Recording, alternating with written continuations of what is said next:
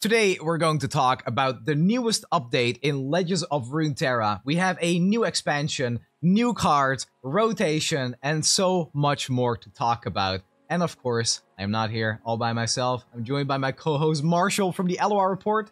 Marshall, how are you doing? I am doing great. The new expansion is here, we're deck building, new cards are here, new rotation. I'm having a blast in this update. How are you doing, Snnuy? I'm doing great. I'm really excited because it really felt like we didn't have a single update to the game in like half a year. So getting both new cards and that rotation to shake up the meta is a godsend, frankly. I was waiting for this for such a long time. So before we jump in, or as we jump in, I guess, I'd like to ask you, what's your favorite thing about this expansion so far? Okay, I don't want to get bullied, but my favorite thing is the new Demacia champion looks. She's really good at deck building. I thought that she was going to be kind of just a you stick her with either Vex or you stick her with Lilia, but the amount of decks that I can like think of building with her is just like you can probably build with like one from each region. She's just really good, really flexible, and she's not bad. Like she's pretty strong. So I'm having a lot of fun with her right now. Awesome. Yeah, no, we're not gonna bully you because I think by now we know you're the Demacia lover. I personally really enjoy Lux as well. I think her ability is to give herself barrier while she's attacking is enough to really just make her shine in almost every deck she's played because she gets to stick around. She gets to go into combat and she doesn't really die, which is all you really want from your champion, especially if it gives value over a couple of turns. And the Spirit keyword, in my opinion, is one of the more interesting ones we've had in a while. As cool as Deathless is, it was very abusable. It was just a little bit too good in a lot of scenarios with Mordekaiser as well as the Elder Dragon. So seeing number go big in unique ways in Demacia is, for me, enough to just give the region a whole new feeling with decks I'm actually excited to play. Yes, no, she we'll go on to Lux a little bit later into the podcast, but there's certain aspects that I do really like about her. All right, so let's start by looking at some of the best decks in the game right now. We're recording this on Monday. This video is going to come out on Wednesday, maybe Thursday, depending on the delays that I could run into because my PC is having some issues. We totally didn't record this podcast again after like recording it for 10 minutes or something. No, nothing like that. That did happen. But yeah, I have some PC issues, but I hope to get this out on Wednesday. Anyway, number one deck in the game. The highest win rate right now is Snnuy and Marshall with the Wings Giving, which is the 3-mana story landmark. Pick an ally, then pick one of 3 followers that cost 1 more to transform it into at focus speed for Act 1 and 2. Act 3, the same thing, but something that costs 2 more to transform into. This deck also runs the usual suspects for the Marshall decks really, with Transform units, Big Game Tycoon, which doubles the stats of the unit you're transforming. It's got the Risu the Silent Storm, which was brought back from Eternal.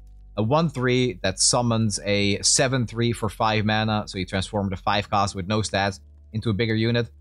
I'm honestly very happy with where the story landmarks landed, and as expected, I kind of got the feeling after a couple of days of streaming that the focus speed landmarks, especially, are extremely strong.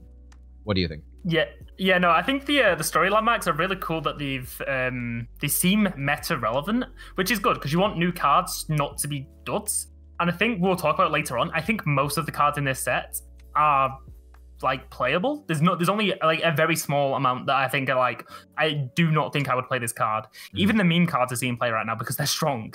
So yes, these landmarks are good. These landmarks are great. Even they're the focus speed ones, especially this one. This one was like one that I was like, I don't think it'll see that much play. But when you have cards like Risu being brought back into the game, and turning that 5 mana 1/3 into like a 6 mana, I don't know, 7/7 on average, you just get really good like strong decks. And definitely not definitely not the first time I've said this, but like it's good to see Marshall play.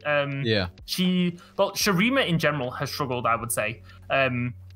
With the last year's rotation, there was a lot of packages that got taken away, leaving very specific decks behind, which didn't really see that much play. I'm just happy that Marshall is playable again. we've had some meta tyrants in the past, but if Nidalee and Gnar are going to be the meta tyrants in a transform deck, I can't be too upset. That is not nearly as frustrating to play against as, for example, the Morgana Mordekaiser deck that we had a couple of months ago that would just put suppressions into your hand over and over again until you literally couldn't play the game. Maybe this deck is strong enough to not really let you play the game either because they're doing such powerful things, but on average, this feels like something that is much easier to interact with than, yeah, the Elder Dragon and the Mordekaiser side of things, which does also lead me to the second most played deck in the game, or the second highest win rate deck in the game, which is another Wings Giving deck, but this time with Vi and Nora, and Malmutation, which is the 8 mana card that says pick an allied follower, summon 2 Hungry Owlcats, then transform allies into exact copies of the chosen ally. And using that on Chief Nakatak, which when an ally transforms, fully heal it and grant it +1/+1 in impact. Yeah, you get an entire board full of Nakataks and they all have 5 impact. It is kind of gross, but also apparently just extremely powerful, which I didn't really see coming, but seeing a meme card like Malmutation do well is really, really cool. Yeah, no, Malmutation definitely gave me like sugary trap. Yeah, sugary snare. Yeah. It gave me that kind of vibes of like, okay, it's a meme card, you might have to build around it, but it's definitely not. It's it just seems like a really good 8 mana card. Like you can play this as early as turn 5 if you're banking 3 spell mana. And you're most likely doing this on a card to finish the game. In this deck, you're using it for impact. I've seen others do it for big fearsome units. I've done it on like Kahiri decks where you just share it like big units with big stats. This card has surprised me quite a lot on its strength, its power. So to see that it's on the second highest win rate deck and as a 3-off, I think that's good. It shows you that, yes, this card's like a funny meme card, but like it's playable, it's strong. Go and have fun with it, basically. And we'll go across in a second and see all the cards, but I think this expansion has just done bangers. Every single card in this expansion is quite nearly a banger. Like I said, there's only a small handful of cards that are just like not playable. But apart from that, a lot of these cards are really good. Yeah. When the memes are playable, sometimes that can be seen as a bad thing because we've seen what happened with the Sun Disc when it finally became powerful. But on average, an 8 mana spell that does something if you meet certain requirements, that is totally fine. And if you're going to lose to this, well, you probably had it coming, let's be honest. So seeing 2 of the top decks being Wings Giving, though, what I wanted to say immediately that I find pretty interesting is that Plink, I believe, one of the developers, said that this used to be 2 mana, and I had to put it at 3 mana. So to see it even at a nerfed state, supposedly, be the top 2 highest win rate decks in the game, is pretty interesting. Yeah, no, I definitely do not think that card could exist at 2 mana. Something tells me that there would be riots if that existed at 2 mana. Just because, like we've seen it now, it's the top tier deck over the last 2 days. Yes, we have Explorers, yes, we have Landmark Removal, but like, this is a scary deck, and the fact that you can just turn like conches or octopuses to like cards that actually threaten you, yeah, no, it's very strong. Yeah, and that is the second highest win rate, and the third highest win rate is an old favorite that has another focus speed landmark. It's Jack set with the Pit Champion, and this is another 2 mana landmark story. Focus speed. The first act, an ally and an enemy strike each other. They can't drop below 1 health from the strike. It's focus speed prize fight. Act 2, fully heal an ally. Act 3, create 3 coins in hand. The value is frankly ridiculous. You heal something, it pays itself back, but most importantly, it does prize fight at focus speed, which creates so many, honestly, pretty disgusting game states, but it is in one of the most fun decks in the entire game, so I'm happy to see it here. Yeah, no, we before we restarted this, we had a discussion talking about the main factor of like how you win with this deck. There's two cards that you can do. You can play Set and get Set's leveled up condition, or you can play the King's Court, which is the Jack boat, which we laughed about because this originally was not a boat. This never drew Jack until like 6-7 patches ago. It was like kind of ridiculous that it didn't, to be fair, but like it's a really, really fun card. The prize fights being generated, the Brash being like the entire win con of that part of the deck is really cool. It's a deck that requires you to think about the maths, think about, okay, if I'm spending this mana and I'm going to play coin, I'm going to then get this mana, then that's going to make a coin and then I can play this.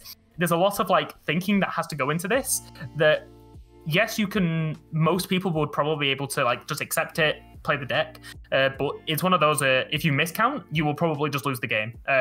So I think it's a very cool deck to exist. The math deck. I just think it's a fun deck. I've played this, you've played this. The pit champion is just insane being at focus speed. I think the main reason this exists is because Neela came out, and Neela's level 2 is like a focus speed prize fight on her leveled form. Not quite, but like it does the job similarly. But yeah, no, that card is just, it's crazy strong, and I'm glad that this deck can exist, basically.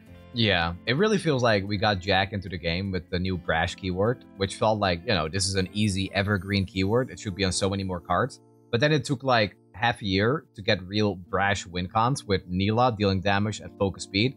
And now we're getting it again with the Pit Champion, which I kind of appreciate. Power level aside, it is clearly very strong. I don't know if it's too strong, but there are just so many angles for a deck like this. And I am glad that after a full year, we can finally see it in the spotlight with Karma rotated. Coins at focus speed, but Jack healing himself when you refill mana. It's a really, really cool deck to exist. So if we then look at the 4th highest win rate deck, it is Shyvana Morgana Elder Dragon, with the only real new card being the Horned Swarmcaller. Which, whatever. 5th most. Quickly, that card is really strong. The amount of times that you just get blown out by it. Like, if you're playing a Spirit deck, you lose on the spot to it. But, like, there's certain other decks. Like, think about if you're playing Jack sets and you have Jack and set on the board, this comes down. Well, your Jack no longer has Brash and your set no longer has Challenger. Yeah. So, I mean, you are also losing -1 attack, but, like, for Jack, it doesn't really matter. But, like, there's certain decks where they can exist, and it's just like, oh, well, my champion is, like, useless now, or my cards are useless. Like, oh, I'm running Nora. All right, well, if your Nora is level 1, there's no elusive, and it's now a 0/2. So it's like... No, it's an extremely strong card. It's just I'm pretty tired of the Elder Dragon piles personally, as funny as the card is. And then we have Vayne Nar, which is just Warden of the Tribes. Okay, whatever. Yeah. We do have Jace and Vex, which is literally just Heimer Jace, but with Vex instead. What I want to spotlight really fast is the decks with Lux and Vex specifically, which have dropped in win rate a little bit, but just so we could talk about the new keywords, for example. Yeah, so Lux came into the game with Spirit, Vex came in with Gloom, and then they both get, those are both keywords, and they both get interacted with the new vocab, which is Boost, which is give spirits, allied spirits 1/1, and allied... Gloom? Well, enemy Gloom -1/-1. So yeah, this is basically a boost deck, which I didn't think would be that strong. And then you just forget that Gloom is just incredibly broken. Like, I'm glad that they kind of limited how much stuff gives Gloom, because we have cards such as Grotesque Gifts, which is probably one of the strongest 2-drops that there is in the game. Like, you look at this and you go, oh, it's a 2-mana 2/2. Oh, yeah, whatever. And sometimes you just cannot play a card when this is on the board, because you're like, okay, well, it's just going to kill my unit straight away. Or it's going to be that impactful that it gets the -1 attack and health, that you're going to have to try and get something else summoned. And then Vex just seems crazy for her stat line. 4-mana 5/4, and also granting Gloom on attack is... crazy. Then Lux is just like before, as I was saying, Lux is very flexible. So like her Spirit giving everything +1/+1, and Lux getting barrier, and then you get boost and everything just gets duplicated essentially. It's just absolutely crazy. Yeah, no, I 100% agree. I think Vex might easily be one of the best champions in the game, just because she has a 4-mana 5/4 with Fearsome that does something on attack, and she has an insanely powerful champion spell as well with Glare. So it's card draw on her champion spell, helps her level up. Bloom is just insanely powerful to give to enemies, so Not at all surprised to see Vex decks do really well in the meta. I think she is the best performing champion right now, quite easily. Lux is pretty shortly behind her, and then Lilia hasn't really found a lot of success as of yet, except in this one deck with Mordekaiser. Mordekaiser Lilia. This was the win rates dropped a little bit. It's now close to 50% win rate, but this used to be closer to like 55%. It basically plays for the Spectral Ironhound, which summons an 8/4 with Fearsome after killing an ally. So what the deck does is it revives it with Mordekaiser, or it sleeps it with Lilia to just flood your board with 8/4s. It is a fun play pattern, but ultimately pretty disruptible. So we'll see if there's a way out for Lilia right now. It seems he's kind of relegated to meme territory. I personally really like her, and I wouldn't be surprised to eventually see a deck pop up with her that does really well. But for the time being, not just yet. So yeah, I played her with Lux in like the Sprite Mother deck, and that's quite fun. Just big stats, continuously printing. So there's certain like pre-made decks that she exists in that are quite fun to play, but yeah, not as flexible as both Lux and Vex. Yep, agreed. Yeah, it's hard to beat a stat stick like Vex, honestly. So those were some of the top decks. Again, shout out to Runeterra.ar for always providing the stats and having an easy way to see what is strong. But let's go over some of the standout cards from rotation. This is the right one. So on the screen right now, I have most of the champions. So let's both pick out some stuff that we're happy to see back and happy that we're see gone. You want to start? Okay, what are you happy to play with? What are you happy to see back? Okay, well, I'm happy to see back. We'll go with that. I haven't really messed around with that. Actually, tell a lie, I have. Taric. Taric is really fun. Like, oh, yeah? Poppy Taric was... I'll probably say Poppy Taric is my #1 deck in Legends of Runeterra. I think by now, I've accepted that. Like, sure, I'm known as the elites guy, but like, I don't think it comes close to Poppy Taric. Poppy Taric is just... That is fun. Me playing Golden Aegis at 5 and you sitting there going, I did not have deny and now have to, like, I'm punished because of this. Is probably one of the most enjoyable things I have ever done in this game. So Taric will always have my heart, and the fact that like Lux works well with him, Fiora does quite well. Fiora got returned back, and he's just really good at like those kinds of decks. I love it. And then probably Sivir. Sivir was a old favorite of mine in just like the reputation archetype.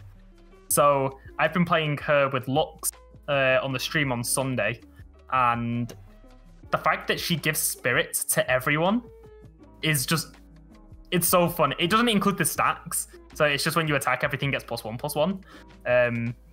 But it's still such a fun concept because you look at the board and go, oh, my board's not that scary, and then everything gets +1/+1. And you're like, okay, my board got a little bit more scary here. So yeah, I like the idea that she's back. Golden Aegis is back. I get to do my mid-range thing. I get to have fun. Yeah, mid-range Marshall likes his mid-range champions. You heard it here first. Listen. I like beating my opponent down and attacking lots of times in one turn. What can I say? I'm a simple man. Yeah, no, I mean, I'm right there with you. It's just for YouTube content. You gotta mix it up sometimes, so you can't always return to the mid-range ways. For me personally, I think the champion I'm most happy to see return is Aphelios. There's not really like one big standout because I feel like most champions that came back are things that I don't really play that often, except Vladimir. Like Vladimir and Aphelios, I feel are the standouts for me. So just being able to kind of return to my Targon way, stalling out games with Aphelios, or just playing Aphelios Vi. Vi is up there as well. If I had to pick 3, it'd be like Aphelios, Vi, Vladimir, I guess. I like the Piltover piles, and Vi has always performed well in them. I think it's a little bit harder to say what we're happy to see gone. Oh, I definitely do not think it's hard to say at all. Goodbye, Lurk. Goodbye. I'm not in the slightest of I am so happy I never have to play against Lurk for the next for the next 2 months before we have to go and play Eternal. God, it brings me so much joy. I understand that people like Lurk. I understand it's a simple gameplay, but the moment I saw Pyke on that rotation list, I actually had a smile on my face. I like Lurk, but honestly, I'm not sad to see it take a break. I think it was pretty necessary. The Lunchable was kind of expired a little bit. It's been around for too long. I'm personally really glad to see Gwen Z no longer being a thing. I think ephemeral spam is a pretty cool archetype, but seeing it done with stuff like Green Glade Duo and the 2-mana 1/1 elusive or whatever, I think that was such a frustrating angle that I'm happy to see we have Hecarim Azir now, which is still performing quite well. It's still a good deck, but it's not nearly as frustrating and uninteractable as the Z Gwen versions were. And of course, the Azir Hecarim list, I've been going against it quite a lot. It seems like a lot of people are enjoying that deck, mainly because that landmark is crazy strong. We'll talk about that landmark in a second, but I actually don't mind playing against it. It's fun to like, okay, can I take this damage to my force to block it? Yeah. Like, I'm looking at my opponent's hand going, all right, they've only got 2 cards left. Am I gonna try and risk it and see, like, play around it? But yeah, I'm glad Hecarim's back. It gives the ephemeral decks like something to look forward to on those later turns, because in the Z Gwen decks, it was mainly like the Dragon's Ambush, which was the most expensive card, I think. Mm-hmm.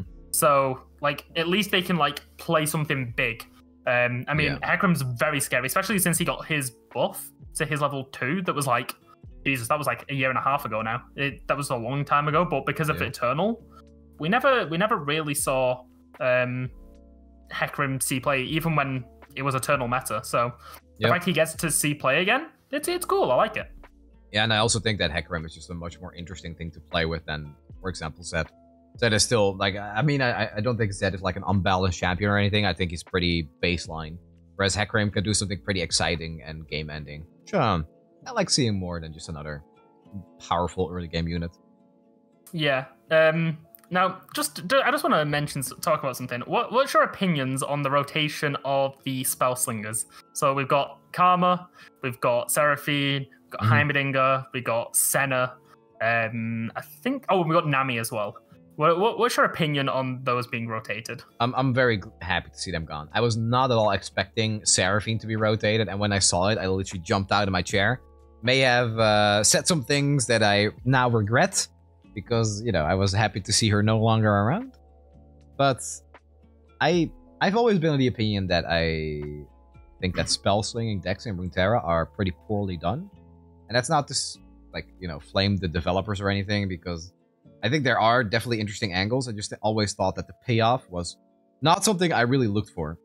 When Seraphine was first released, I thought, hey, this actually looks really fun, because the angle of create new spells to double them up and try to squeeze value out of every single card you get was really exciting.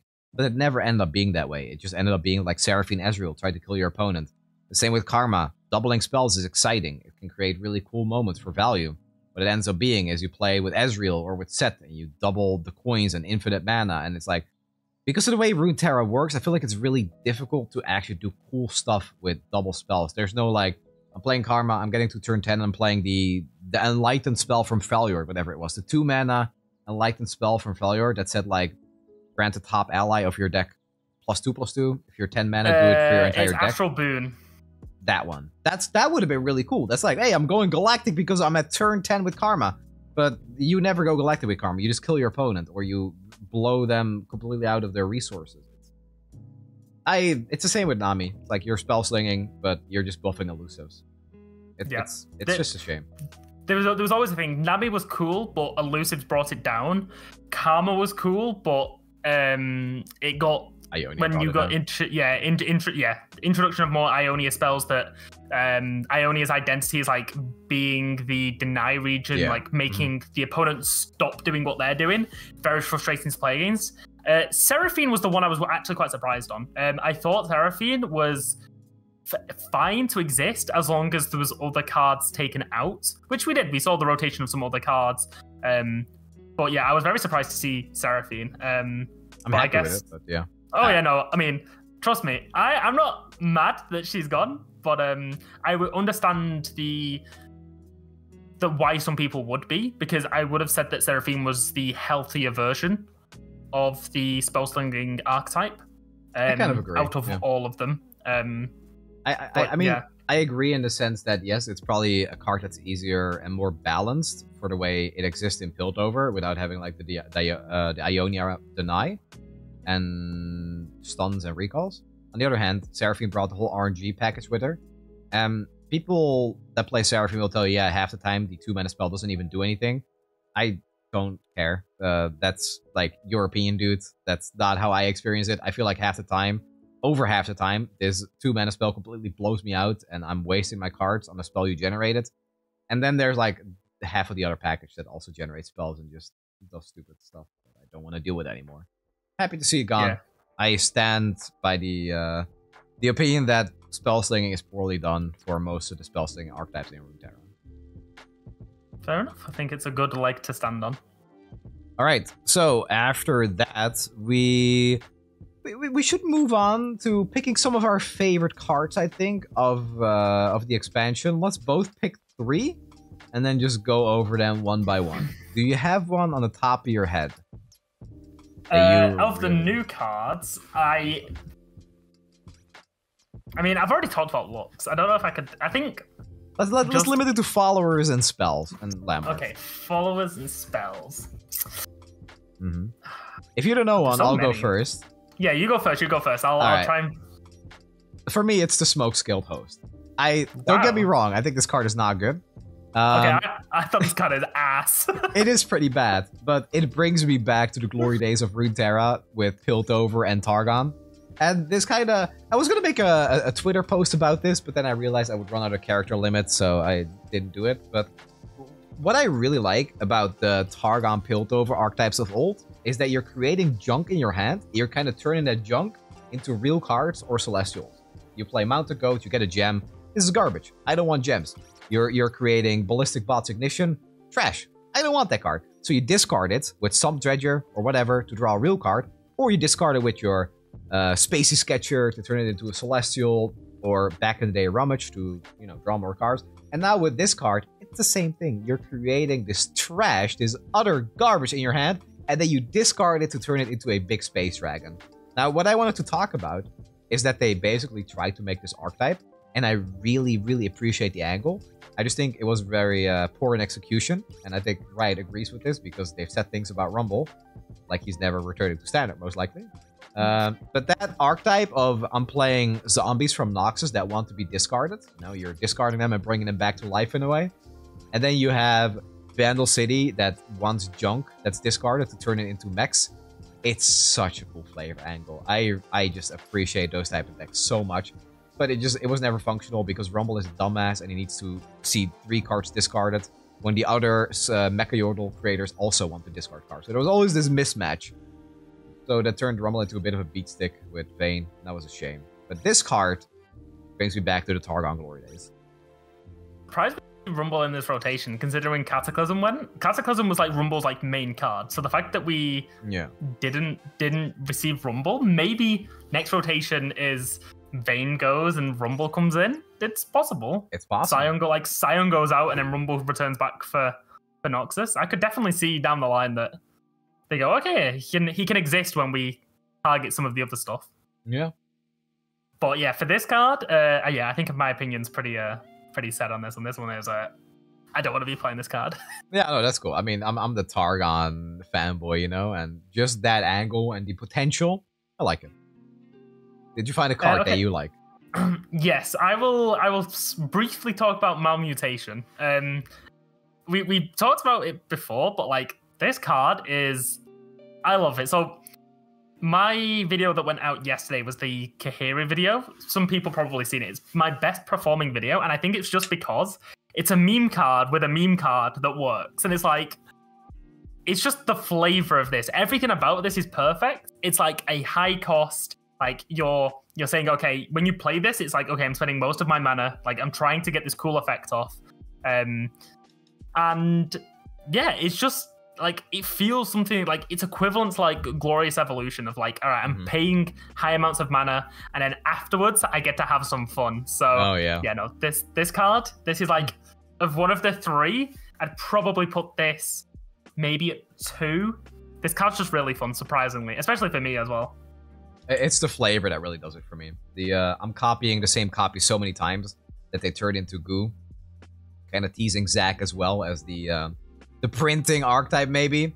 But then also the fact that it's I think one thing with Glorious Evolution that is very important and what makes it fun to play is that once Glorious Evolution is active, every single card you play afterwards feels so good. It costs less, It boosts your units. You get this little augment effect.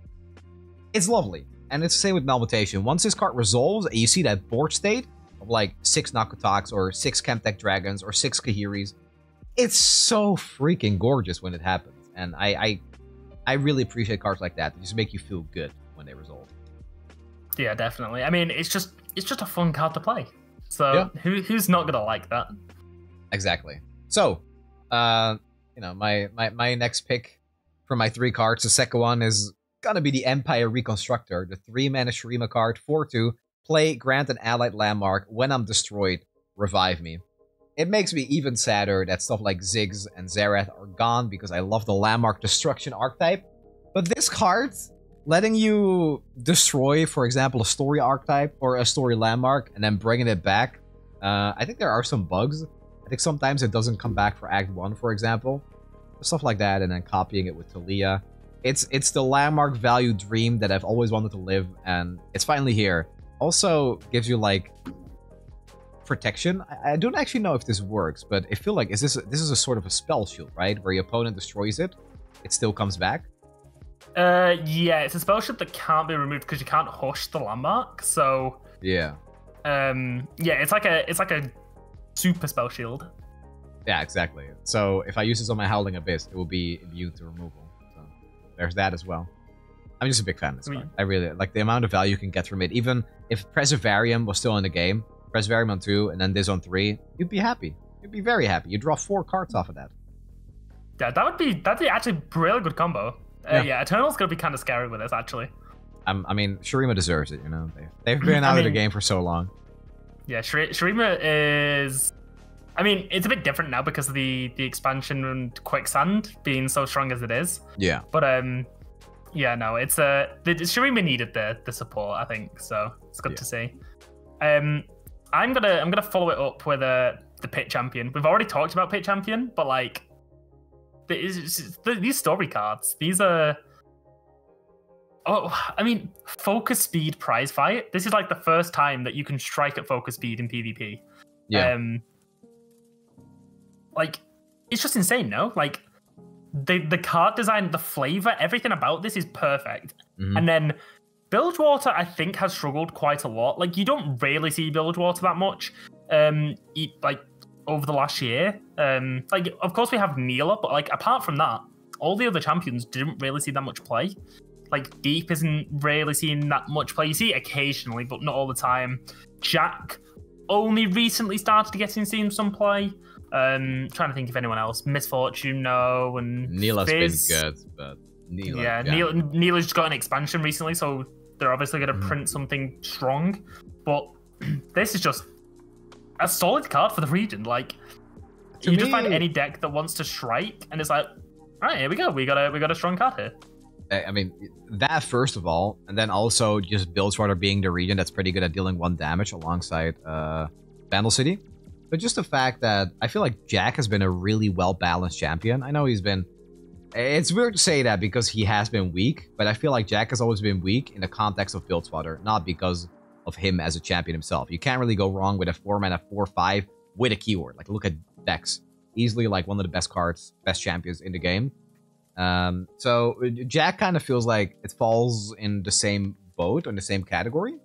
However, there's just not really been a deck with him. There's not really been a Piltover deck that has enough tools to support him and create a real deck. And this just ties the entire package together. I feel like this card could easily cause issues in the future because it is focus speed strike, it is focus speed damage, and there will be a way to break this if the Jack set deck isn't already enough to do that. I appreciate this card a lot, but I feel like it's kind of on the line of being problematic, but that's, you know, that's fine. Jack deserves it. Yeah, no, I mean, it's good to see one card, like, resurrect an archetype. Like, Balin did it for Formidables. This seems like it's going to do it for Jack. Yeah, it's cool that just one card is enough where it's like, okay, this card's strong, and because it's strong, it will revive an entire archetype. And yeah, I think that's good for the game, and I think it's good for, well, just Jack and his friends that he wants to prize fight with. His coin and brash friends. They deserve some love, and they finally got it with a mountain of money. So One card that I wanted to say as well is the Iron Conquest, but then I'd be picking another landmark like this, and I haven't really been cooking with this one too much. This is the 2-mana Shadow Owl landmark. Story 1 and 2 is pick an allied follower, create an ephemeral copy of it in hand with +1/+1. Act 3 is revive the strongest dead allied follower and grant an ephemeral. Focus speed reviving has to just be kind of nuts, but the one that I've actually played with a lot, that is simple. You know, after I picked some more complicated cards, I want to give a shout out to the Soaring Cartographer and also apologize because I called it an abomination because of the way its head looks. This is a 3-mana 3/3 from Piltover. Brash, play updraft 1 to draw another card that costs either more or less than the card you updrafted. It is a tutor for Piltover in a way. So I was playing Vi Jack. Some interesting combos I found was, for example, updrafting Formula to draw the boat. Updrafting Thermo Beam when you have 6 mana will draw you the Jack boat as well, which is just brilliant. Thermogenic Beam, which is a 0-mana card that costs the amount of mana that you have left to deal damage, is such a fun little combo and so like genius when you think about it. It's like, oh, I'm gonna start my turn. I have 10 mana. I'm gonna use my Soaring Cartographer, or I have 9 mana. I don't exactly know if this counts or discounts the Thermo Beam by the time you play it, but that could draw your Glorious Evolution, right? If you have a 9 mana Thermo Beam. So I love this card. I'm playing it in like all of my Piltover deck, even if it's not always best in slot, because having a tutor is fantastic. Yeah, no, I mean, when I first saw this card, I thought that for some reason I didn't think it gave you the choice of more or less, and I thought, well, why the hell would you want that? Like, why write thing? I was like, why write that when it's just gonna be random? But it makes sense now in the sense of, all right, I'm getting rid of this card to find cards that are like this. Yeah, I think this card, I've played it twice now, I think, in decks. Very strong, I think. Stat-wise, it's just decent stat line. It's got a keyword. It's 3-mana 3/3. It updrafts. It is like it draws in a sense. Like, it's a really strong card. And I think like when the meta settles, Neela Janna is probably going to be quite comfortable because I think they're going to run at least one copy of this. And I think it's just a decently strong card. Yeah, it's very like very baseline, you know, 3-mana 3/3 with an effect. It doesn't break the game in any way, shape, or form, but I just appreciate the simple cards existing as well, especially if they have interesting angles, even if they look simple. Yeah, my last card is going to be right at the bottom. Kind of no surprise, it is Steel Gale.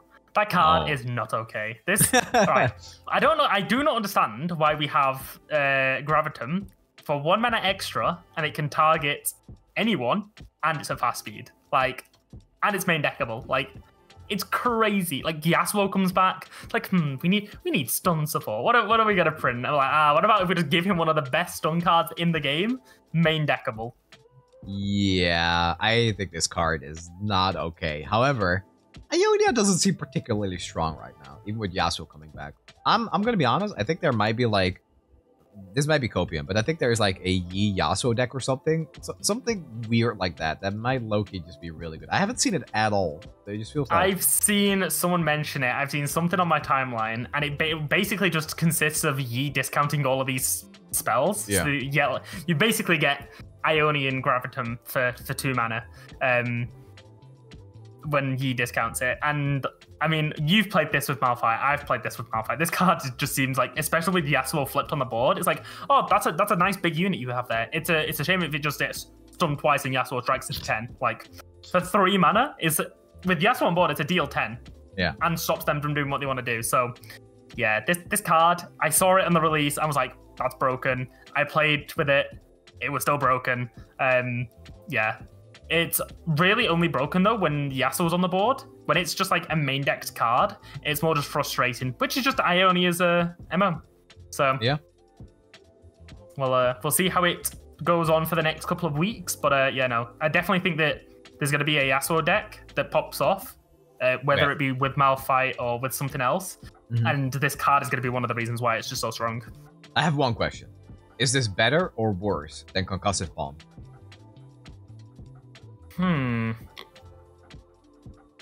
Well, you use it for 2 very different things. This is good for tall decks. Concussive Palm is better for wide decks. So, depending on the meta, will give you the answer.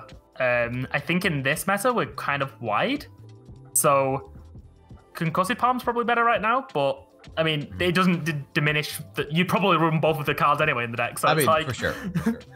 I do also think that Concussive Palm is just the better card, but yeah, again, that doesn't dismiss this card at all because it's got probably like a bit of a higher ceiling because if you use it on like a big overwhelm, it's better than Concussive Palm.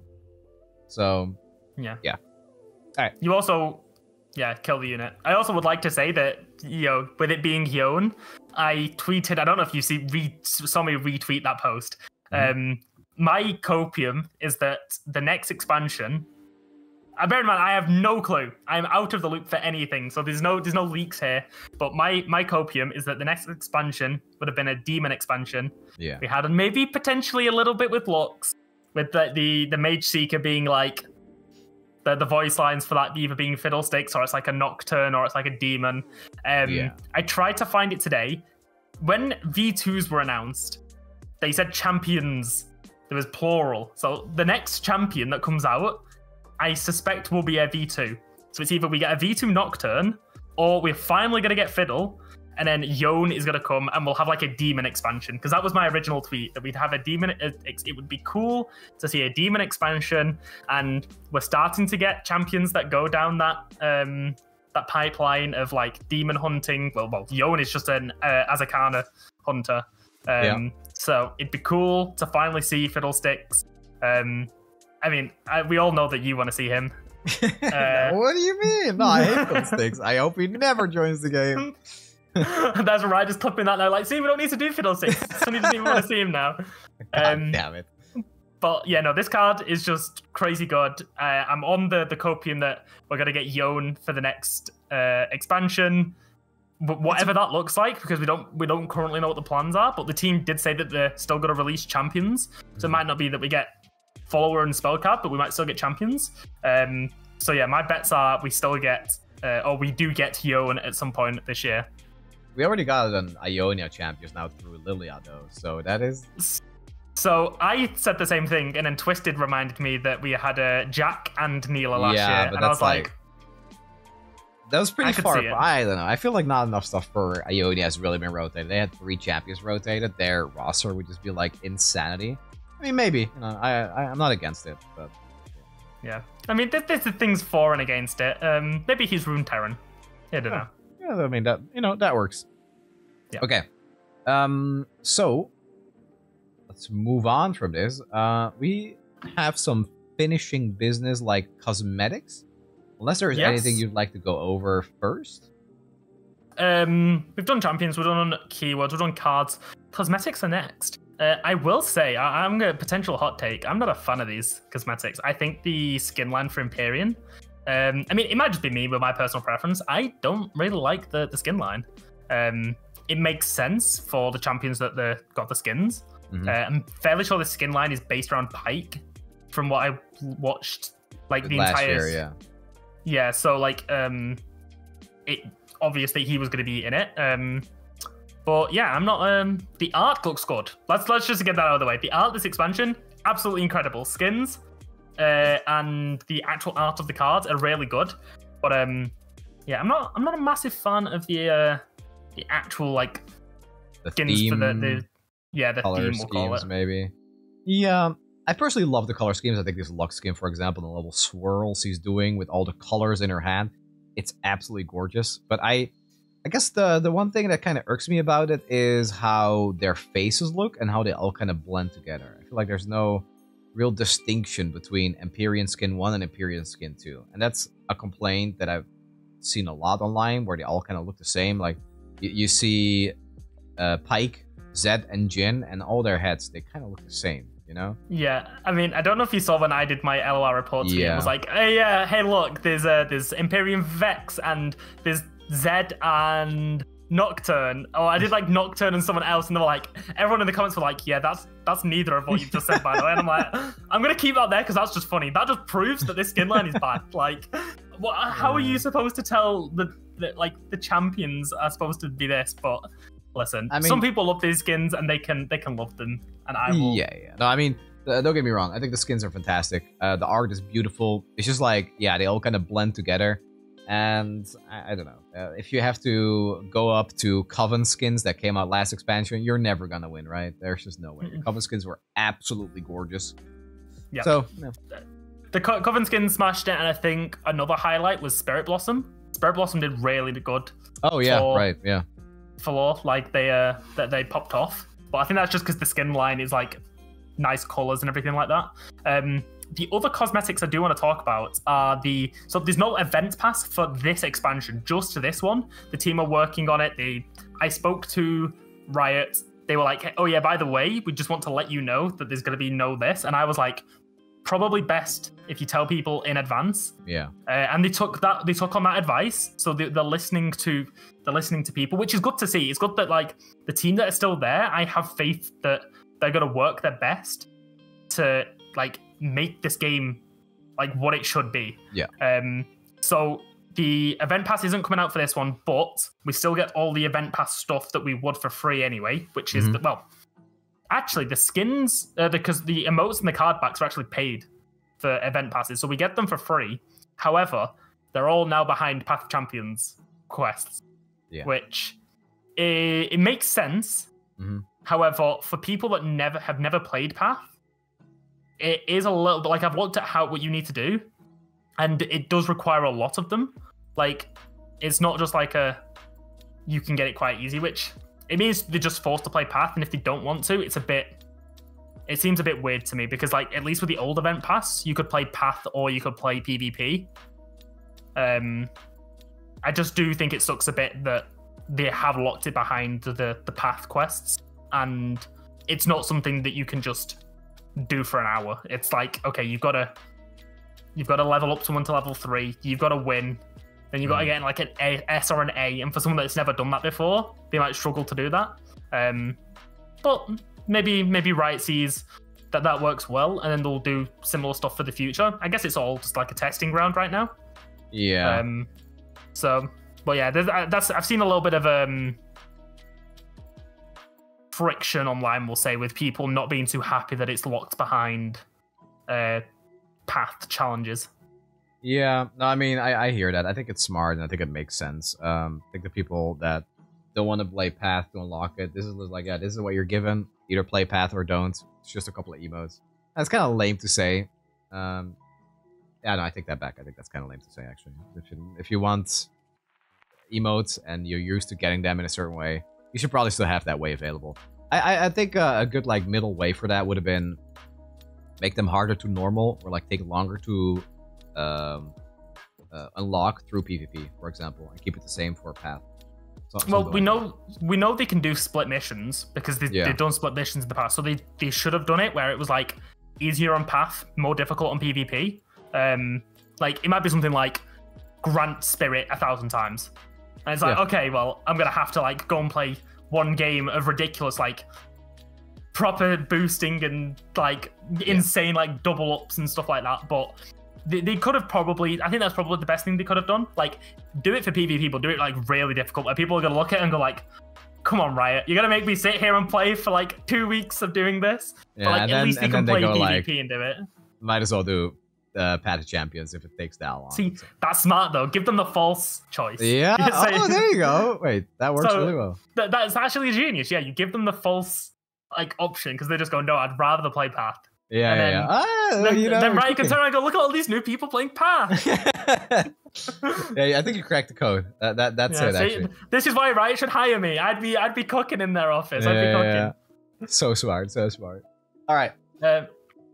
So yes, the last bit. There's a couple of things that I want to mention here. Constellations is like the big thing for Path people, where the star rankings are going from 3 to 6 for 20? 18? I think it's 18. 18, okay. It's either 17 or 18. 18 champions. Some of them are new, some of them are some of them that exist right now. So like Garen, Misfortune, Nora. Misfortune, Nora. They're all becoming 6-star, but we still have no information of when that's coming out. I'm going to take a guess and say that it looked fairly done in the video that they showed. and I want to take a guess and say it'll be probably about a month, maybe 2. Yeah, I think so too. That would probably make sense. Because they showed us the video, and it's like, okay, you've got at least 5 done. So for 18, they seem happy at 18. So maybe they're just doing like a few UI fixes. That would make sense. But once that's done, we then move over to the next date, which is the ranked changeover. So with patch 5.4, we were given the new PvP schedule. It's not really competitive. They put it in competitive, but it's just PvP. Where ranked will now be either eternal or standard. Normals will both be open for both, but we play standard for 2 months, then we play eternal for a month, and then there is the rank reset, and then we go back to 2 months of standard, 2 months of eternal, which was similar to last year. However, there's now the standard closure, so it's like if you want to play standard, you can do, but it's only in normals. Which I think is going to be quite interesting, because I don't know about you, but when it was Eternal season, I only played Eternal. Not last time. No, I didn't really enjoy the Eternal season last time. Fair enough. I thought the Akshan Silver Elder Dragon deck was just exceptionally frustrating. But I mean, Elder Dragon is a bit of an issue. I really, really hope the team can spare the resources. So, like, one day they just sit down and go, we're just going to balance some of the cards that are an issue. Not even any buffs, just, hey, Elder Dragon's a problem, we'll nerf him down, and then other cards will rise because he doesn't exist. So that's what I hope for balance changes. We have no clue. I'm hopefully maybe gonna get the chance to speak to Eric, and I can say, Eric, is there any plans right now? We'll see what's going on. Because I hope that is. I understand it's not the priority anymore, but like, I feel like the balance patch just hitting like 5 of the top problematic cards would probably go a long way, and it doesn't feel like it would take too much resources. So we'll see. Then after the rank change, the big one, rotation. Rotation 2, which was also confirmed. So every 3 months, there's a standard rotation, which I'm hoping Riot will still work with me for each one. Oh, yeah. For the reveals? I feel like the rotation that I did this year was like miles better than last year. Oh, yeah. It was infinitely better. It was actually good because there were pictures and real information, and we could clearly see what's leaving and what's staying. So I'm expecting this one to be a lot smaller, like not even like less than half the size of this one, maybe like 50 cards total, if that. But if there are images for that to see what leaves, what comes back, it's all that we really need. Yes. So. Ooh. What's up? Oh, sorry, no. Your share screen went, so I thought you crashed again. Oh, oh my god! I literally panicked. I was like, "There ain't no way, not at this mark." Yeah, but the last time we crashed was like 10, 15 minutes. But now, at the end of the podcast, that will be a disaster. So your share screen's not loading. So let me just stop watching and like restart the thing and hope it works again. But so after rotation, every 3 months we're getting a rotation, and then the last thing that I added to the calendar was the Path of Champions Arcane update.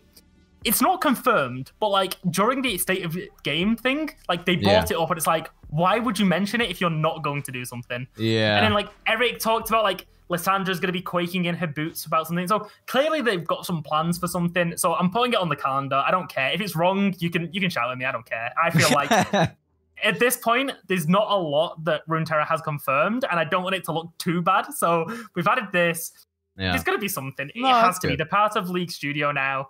I would take a bet that it's going to be like... Well, it says... Eric said that Lissandra's going to be quaking in her boots. So it must be like an 8 or like maybe a 6, a 7, an 8-star champion challenge. Like, where it's going to be really difficult. It's gonna be something like that. Yeah. You could also see it as like maybe they're just releasing even more powerful champions that have something to do with Arcane.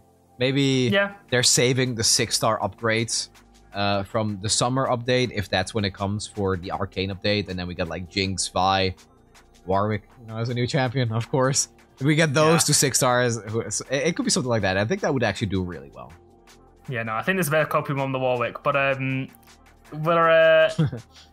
so at the moment there's not that much confirmed for Runeterra right now, apart from weirdly enough, the only things that are confirmed are for PvP. Which I think is kind of ironic. I think so. Here's, we're getting like a little bit into details right now, but I think what's interesting is that what I feel like Runeterra is doing right now is they don't really care that much. I mean, they care, but not that much about the people that are already playing the game. And this is great. I feel like they're really extending their resources to getting new people to play the game, which is seen in the Arcane update. Like, if you're doing something like that, that's to get new people into the game. It's like the people that already play know how good Runeterra is, so why do you need to sell them even more? It's generally the best card game on the market. It is probably the most balanced. Not even probably, it is the most balanced. I play Marvel Snap, Hearthstone, I don't play Magic. And I know these are, most of the time, just balanced disasters. Like, actually. Whereas Runeterra, yeah, we have Elder Dragon and stuff like that, but ultimately the back and forth carries itself. So, with potential Runeterra button coming to the League client, Arcane updates, more like promotion through being in the League studio, I think it's a fantastic angle, and it makes me really hopeful for the future. But, of course, we'll have to see how it all actually pans out. But it gives me a good feeling about what they're doing.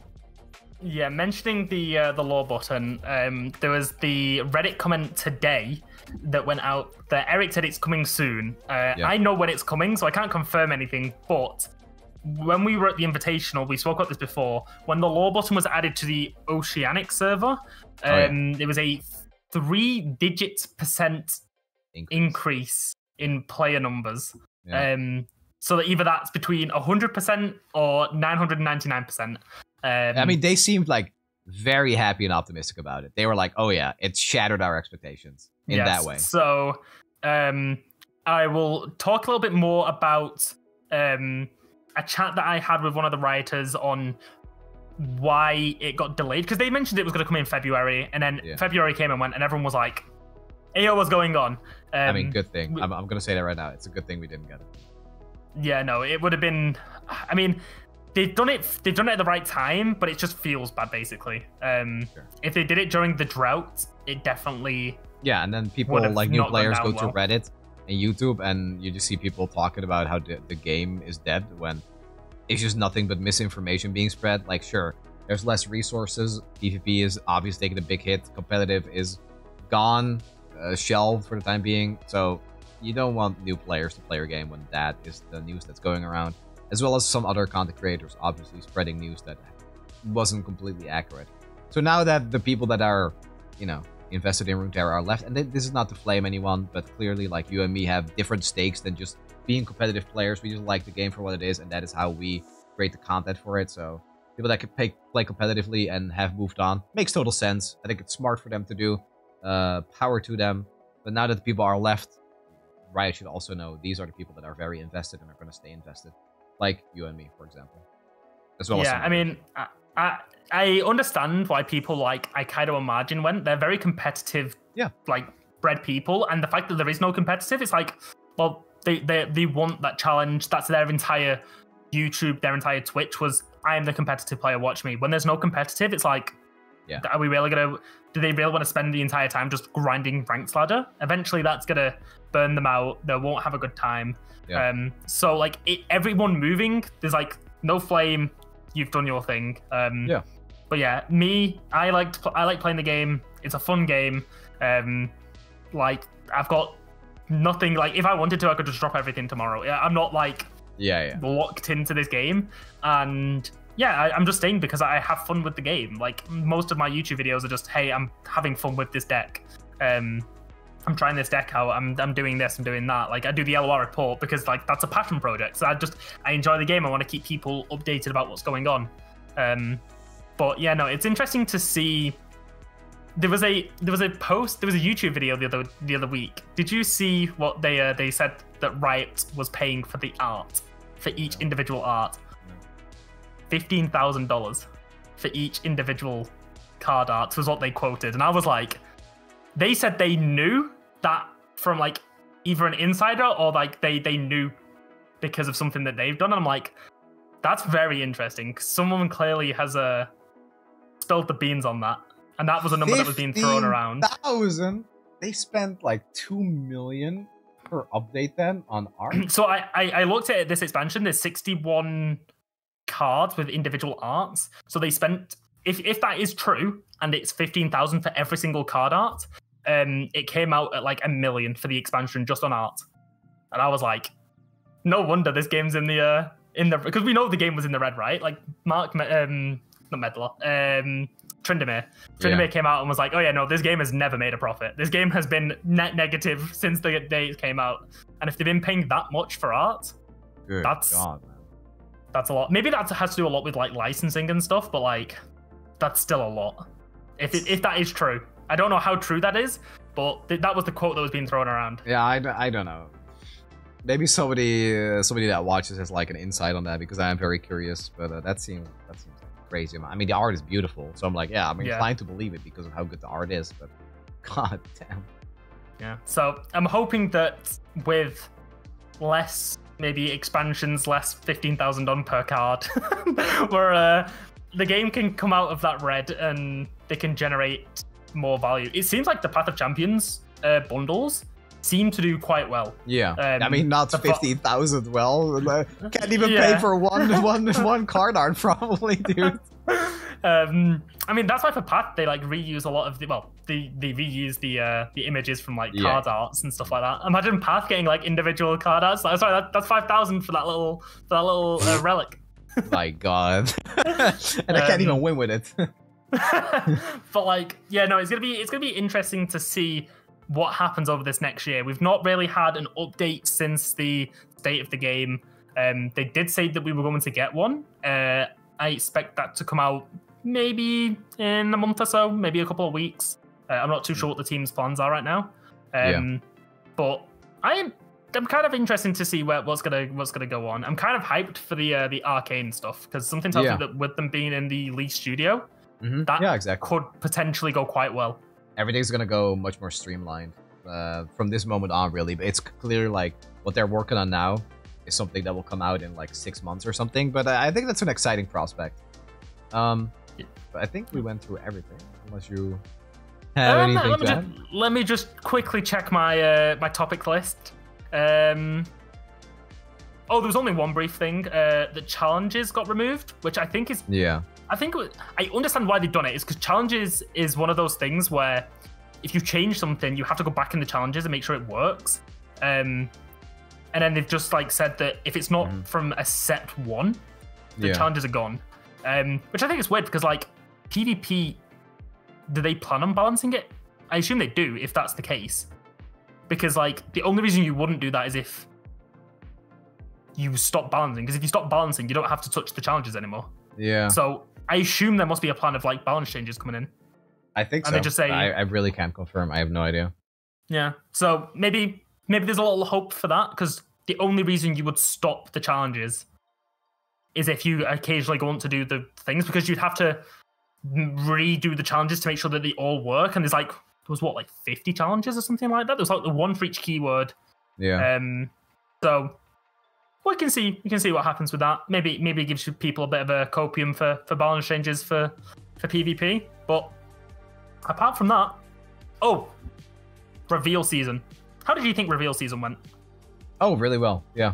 I say really well, but I like the idea. And I don't know if I loved that they had nothing in the weekend, but I liked that they did 3 champions first, basically.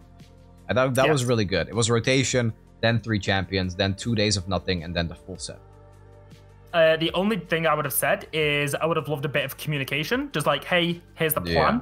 Or like, maybe if you just turn around on the weekend and said, hey, just to let you know, we're not going to be in the office on the weekend, so don't expect any posts. Basically, just a heads up. Because I think both...